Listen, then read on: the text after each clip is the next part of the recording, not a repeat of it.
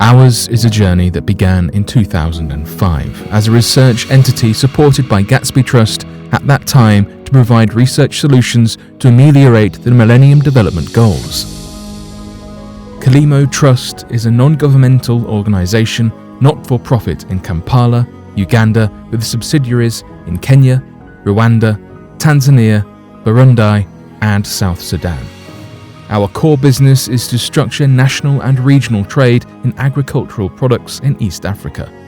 We do this through increasing agricultural production and food supply, enhancing food utilization, promoting agribusiness, market access, value addition, and agro-industry, promoting sustainable natural resources utilization, and strengthening capacities of agricultural institutions.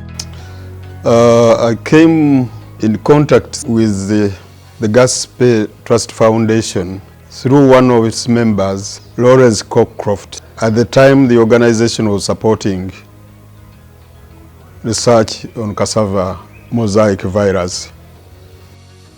Kilimo Trust started in East Africa in the year 2005. The real beginning was our research cooperation in East Africa with the Gatsby Foundation was funding projects in the agricultural sector in East Africa, especially on trees and the major cash crops. Gatsby decided to decentralize its management of its activities in East Africa. They started the Kilimo Trust in London. Since I was cooperating with the foundation, I was leader of research here. I was one of the first contacts. Lawrence came to me and William Kalema and said we are starting this organization here, and we were asked to be trustees along with some people in Kenya, along with some people in Tanzania. You can see the network Lawrence had. It started as a grant-giving organization to support research that connected science with farmers. As Director General, we had a number of research stations. One of them is Serera Agricultural Research Station up in eastern Uganda. And it works on millets and sorghums. Serere had an open day every year, and I would go to officiate. Now the following day I said to the director there, I said, but please take me around the farmers. And I see what is happening with the farmers. So we went out to visit farmers after the open day. It struck me that the varieties we had on the research station were not with the farmers. The farmers were growing their original varieties, which we called primitive. So we went to one farmer and I decided to ask him. He said, you are growing this variety